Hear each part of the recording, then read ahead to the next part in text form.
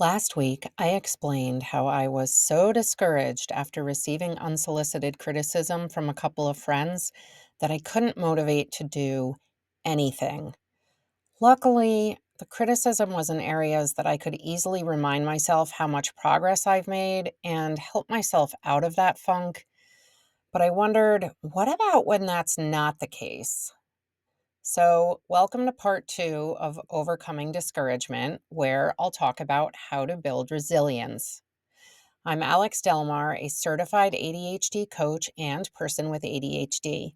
Welcome to Thoroughly ADHD, where I share what I've learned to help other people with ADHD enjoy better lives. Resilience is basically how quickly and effectively you recover from adversity or disappointment, and it is key for sustained motivation for everyone, ADHD or not. The more resilient we are, the more stick-to-itiveness we have.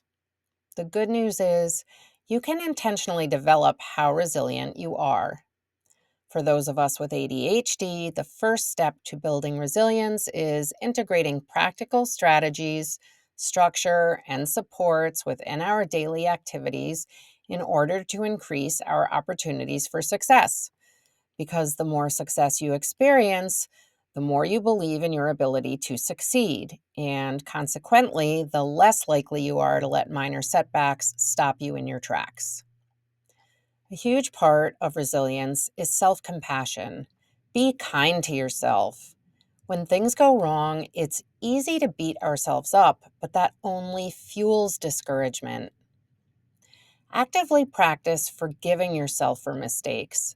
Celebrate the fact that you showed up, you tried, and that you're learning. Then you can re engage with the task without being paralyzed by self judgment. Remember, setbacks are normal. Everyone faces them. With ADHD, you might encounter more hurdles, but you can embrace a growth mindset. This is a belief that your abilities can be developed through dedication and hard work, and that mistakes are valuable lessons, not dead ends. By the way, in Talent is Overrated, writer Jeff Colvin has compiled a ton of research that shows that with hard work and dedication, practically anyone can become really good at something, and that dedicated practice is a requirement for anyone to be great at something, regardless of natural talent.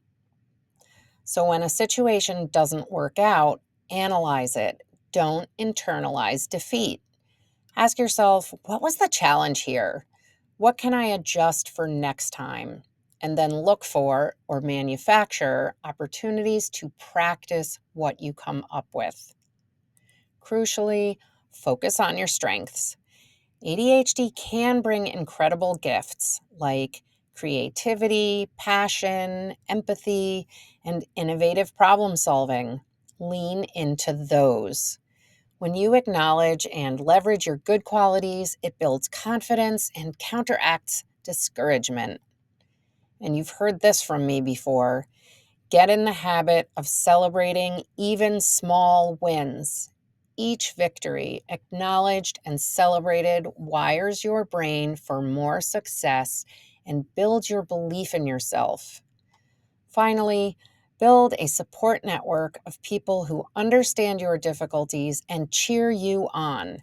You don't have to do this alone. Connect with friends, family, an ADHD coach, a therapist, an accountability partner, or an ADHD support group. It will make a world of difference. To recap, managing discouragement with ADHD means actively working on emotional regulation, which was covered in last week's segment of Thoroughly ADHD, and building resilience. So practice self-compassion, celebrate wins, and focus on your strengths. I'm Alex Delmar, and this has been Thoroughly ADHD. I know your time is valuable, so I hope you found this useful and that you'll like, follow, or subscribe. Let us know how you're doing in the comments, and come back next Tuesday. Thank you, and don't give up.